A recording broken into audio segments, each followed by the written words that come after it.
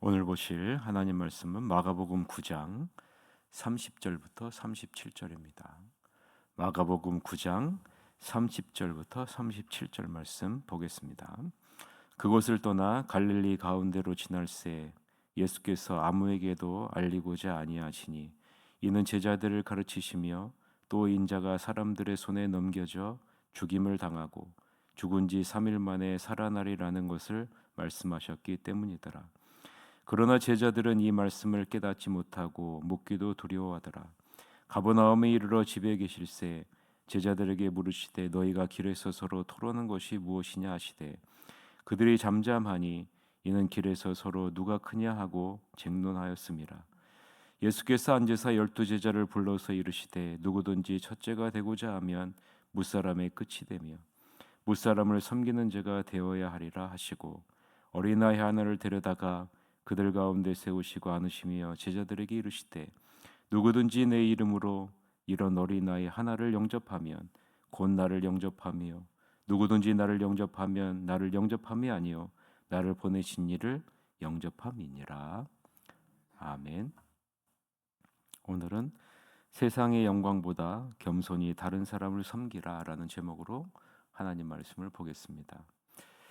벙어리 귀신 들린 소년의 치유 사건이 기록된 14절서부터 29절에 뒤이어 나오는 본절 30절서부터 32절은 이전에 살펴본 마가복음 8장 31절서부터 38절의 첫 번째 십자가 고난 예고에 이어서 예수님의 두 번째 십자가의 고난을 예고하는 말씀입니다. 오늘 본문의 내용을 간략하게 다시 한번 살펴보면 이런 내용이죠. 예수님은 변형 사건이 있었던 높은 산에 산이 있었던 곳, 그리고 귀신 들려 간질병으로 고생하고 있던 소년을 치료한 곳을 떠나 그보다 남쪽인 갈릴리 가운데로 지나셔서 초창기 선교의 거점이었던 가버나움으로 다시 돌아오셨습니다. 갈릴리를 지나면서 예수님은 제자들에게 인자는 하나님과 관계하기를 원치 않는 사람들에게 넘겨질 것이고, 그리고 그들이 인자를 죽일 것이고 죽은 지 사흘 만에 인자는 다시 살아날 것을 말씀하셨습니다. 이것이 두 번째 순환 예고이죠. 제자들은 무슨 말씀인지 몰랐기에 묻기도 두려워했습니다. 예수님이 가버나움에 도착하셨고 집에 머무실 때 제자들에게 묻습니다. 너희가 길에서 토론하는 것이 무엇이냐? 이 질문에 불안한 침묵만이 흘렀고 제자들은 우리들 가운데 누가 큰 사람인지를 두고 서로 입씨름하였습니다 라고 말합니다. 이때 예수님은 12제자에게 말하죠. 너희가 첫자리를 원하느냐? 그렇다면 끝자리로 가거라. 모든 사람의 종이 되어라. 예수님께서 방 가운데 어린아이 하나를 세우시고 이 아이를 품에 안으시면서 말씀하죠. 누구든지 이 어린아이들 가운데 하나를 나처럼 품으면 곧 나를 품는 것이고 나를 보내신 하나님을 품는 것이다 라는 내용이 우리가 읽은 본문의 내용입니다.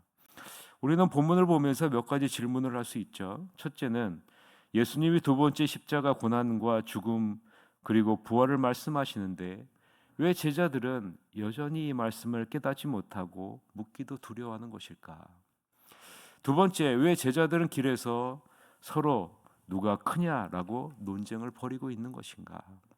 세 번째는 왜 예수님은 첫째가 되려면 끝이 되고 섬기는 자가 되어야 한다고 말씀하시는가? 네 번째는 어린아이 하나를 영접하는 것이 왜 예수님을 영접하는 것이 되고 예수님을 보내신 하나님을 영접하는 것이 되느냐라는 사실을 우리가 살펴볼 필요가 있죠. 이것을 하나하나 살펴보면서 그 안에 담겨져 있는 하나님의 은혜를 나누고자 합니다. 첫 번째, 예수님이 두 번째 십자가 고난과 죽음 그리고 부활을 말씀하시는데 왜 제자들은 이 말씀을 깨닫지 못하고 묻기도 두려워할까요? 먼저 제자들이 깨닫지 못하는 이유를 살펴보고 그리고 묻기를 두려워하는 이유를 살펴봅시다. 자, 깨닫지 못했다라는 이 부분을 살펴보면 깨닫지 못했다는 단어는 원어적인 의미는요 이런 의미예요. 무지했다, 분별하지 못했다라는 의미가 깨닫지 못했다라는 단어의 의미입니다. 그런데 이것보다 더 중요한 것은요, 이 깨닫지 못했다라는 이 부분의 시제가 굉장히 중요합니다. 시제를 살펴보면 미완료 과거형을 사용하고 있어요. 자, 이 말의 의미는 과거부터 지금 이 순간에 이르기까지 이들은 예수님이 누구신지 계속적으로 무지한 상태에 놓여 있었다라는 말을 의미합니다. 자, 과거부터 지금까지 예수님이 누구신지를 모르는 무지한 상태에 놓여 있다라는 것을 보여주고 있는 겁니다. 마가가 그것을 대조적으로 보여주죠. 귀신들은 예수님이 누구신지를 분명하게 알고 있는 반면에 제자들은 예수님에 대해 정확한 지식이 없음을 보여주죠. 여러분, 헤롯도 예수님이 누구라고 말합니까? 자신이 죽인 세례 요한이 살아난 것이 아니냐라고 이야기하고 있잖아요. 그리고 다른 사람들은 뭐라고 얘기해요? 엘리야가 아니냐라고 이야기하죠. 또 어떤 사람은 선지자 중에 하나라라고 말하고 있죠. 무엇을 보여주고 있습니까? 예수님이 누구신지를 아는 영적인 무지한 가운데 있다라는 것을 보여주고 있는 거죠. 인간의 지식과 인식으로는 도저히 예수님이 누구신지를 알 수 없는 영적으로 무지한 상태에 놓여 있는 것이 이 세상, 우리가 살고 있는 세상이다라는 사실을 보여주고 있는 거죠. 그렇다 보니 예수님을 그림자처럼 따라다닌 제자들조차도 예수님이 지닐 십자가 죽음과 지실 십자가 죽음과 부활의 의미를 모르는 거예요. 그래서 이들은 계속 이 세상의 영광만을 추구하는 그릇된 메시아상을 가지고 따라가고 있는 겁니다. 그래서 예수님의 성령 하나님 우리에게 보내주신 것 아니겠습니까? 우리의 무지함을 깨닫고 예수님을 바로 알 수 있는 길로 우리를 인도하시기 위해서 성령 하나님을 보내주신 것 아니겠습니까? 그래서 우리는 날마다 우리 안에 내주하시는 성령 하나님의 도우심을 구해야 영적인 무지함에서 벗어나 하나님이 기뻐하시는 일에 동참할 수 있는 겁니다. 그럼 왜 제자들이 묻기를 두려워했을까요? 그것은 첫 번째 고난을 말씀하셨을 때 제자 중에 가장 신임 맞는 베드로가 예수님에게 호되게 혼났기 때문 아니겠습니까? 예수님은 베드로에게 뭐라고 얘기합니까? 사단아, 내 뒤로 물러가라. 그리고 크게 책망한 것을 제자들은 다 보았어요. 그래서 이 사실을 알기 때문에 반복된 화를 자초할 것을 두려워했기 때문에 그것에 대해 묻기를 두려워했었던 것이죠. 두 번째, 왜 제자들은 길에서 서로 누가 크냐라고 논쟁을 벌였느냐라는 거죠. 병행 구절인 마태복음 18장을 보면 천국에서 누가 큰가가 제자들의 논쟁거리였다라는 사실을 알 수 있습니다. 마태복음 8장 1절에 보면 그때의 제자들이 예수께 나와 이르되 천국에서는 누가 크니까라고 병행 구절 마태복음 18장에서 기록하고 있죠. 그럼 제자들이 말하는 천국은 무엇을 의미한다고 생각하십니까? 여러분이 한번 생각해 보세요. 제자들이 말하는 천국은 어디를 의미할까요? 우리가 알고 있는 하나님의 나라를 의미하는 것이 아니라 예수님이 이 세상에서 세우실 지상 왕국을 의미한다는 것을 우리는 쉽게 알 수 있죠. 영적으로 무지한 제자들의 관심이 온통 어디에 집중되어 있다는 거예요? 예수님께서 지금까지 보여주신 기적과 능력으로 이루실 이 세상에 세울 왕국의 모든 관심과 관심이 집중되어 있다는 사실을 보여주고 있는 거죠. 그래서 예수님이 앞으로 이루실 지상 왕국에서 예수님과 같이 높아지고 인정받고 섬김을 받고 싶어하는 것이 제자들의 주된 관심사였다라는 거예요. 그래서 여러분, 제자들이 무엇을 가지고 싸워요? 누가 크냐라는 것을 가지고 싸우는 겁니다. 세 번째, 왜 예수님은 첫째가 되려면 끝이 되고 섬기는 자가 되어야 한다고 말씀하실까? 먼저 35절에서 우리는 예수님이 12제자를 불렀다라는 부분을 살펴볼 필요가 있습니다. 35절에 12제자를 불렀다. 예수님은 3명의 제자를 데리고 변화산에 오르셨죠. 그리고 내려오셨습니다. 3명의 제자는 자신들이 다른 9명의 제자보다는 더 크다고 주장했을 것을 우리는 짐작할 수 있죠. 예수님의 변형된 사건을 보았고요. 놀라운 광경을 지켜본 이 3명의 제자가 내려와서 9명의 제자들에게 뭐라고 얘기했겠습니까? 우리들이 너희보다 더 놀라운 경험을 하고 왔다. 그러니 우리들은 너희보다 더 큰 자리에 있을 것이다, 더 클 것이다 라고 이야기하지 않았겠습니까? 그러다 보니 나머지 9명의 제자가 가만히 있었겠어요? 그래서 서로 싸웠을 것을 우리는 쉽게 예상할 수 있죠. 그래서 그것을 아는 예수님은 지금 누구를 부릅니까? 12명의 제자를 다 부르시는 거예요.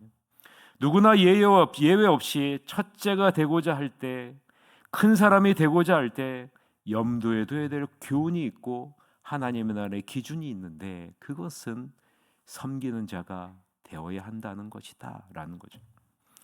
여기서 섬기는 자라는 헬라어 디아코네아라는 이 단어가 굉장히 중요한데요, 우리는 일반적으로 섬기는 자를 종이라고 이해하죠. 근데요, 성경에서 종이라는 이 단어는요, 두 가지 단어가 있어요. 하나는 둘로스라는 단어가 있고요, 하나는 디아코네아라는 단어가 있어요. 근데 이 둘로스라는 단어는 주인에 대한 복종과 의존 관계를 설명하고 있다면, 디아코네아라는 이 단어는요, 자발적인 섬김의 의미를 담고 있다라는 거예요.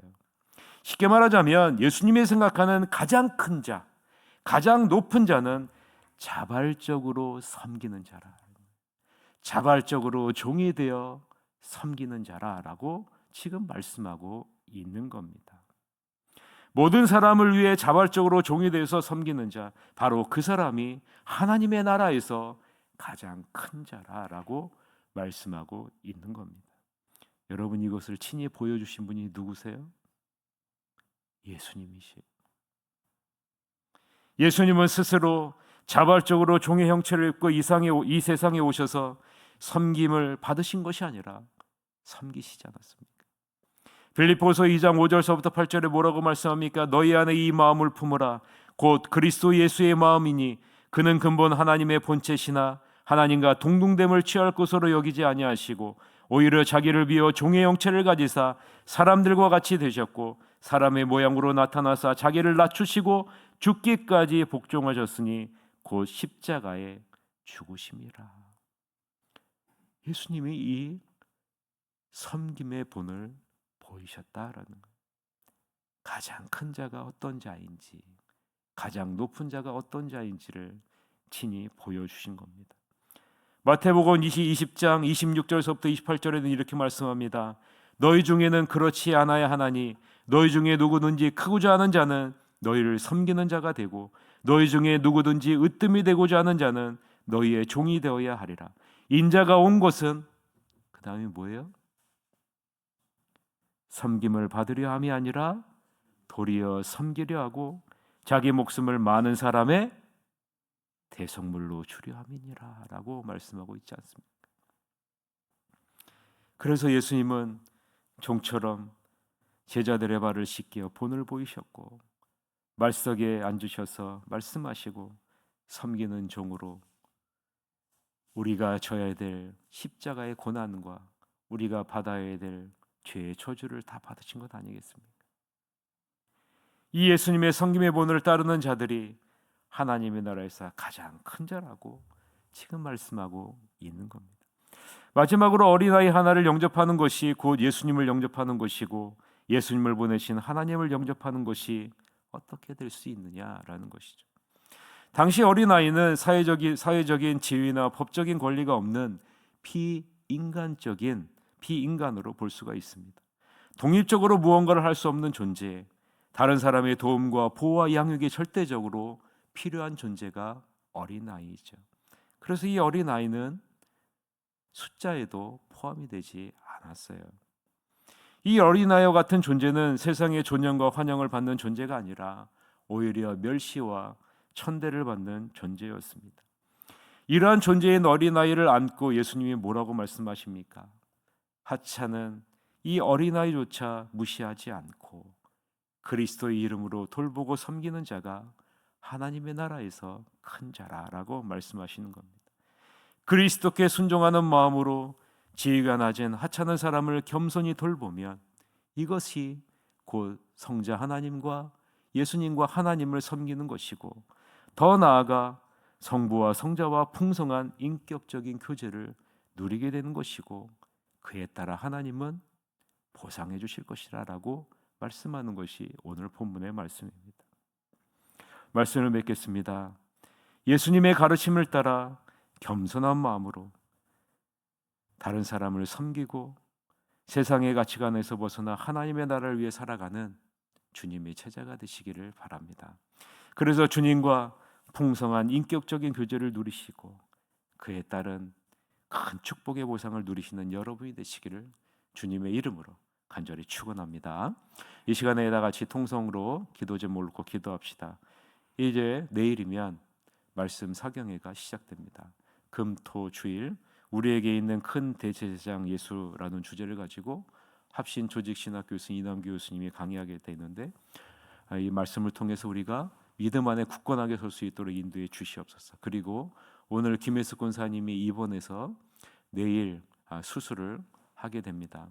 수술하는 모든 과정, 회복하는 모든 과정 가운데 하나님께서 함께 주시옵소서라고 기도해 주시고 오늘 경기북로의 3호의 모임이 오전에 있고 오후에는 손주환 목사님이 오셔서 죽음학 강의가 있습니다. 한의사부터 3시에 있는데요.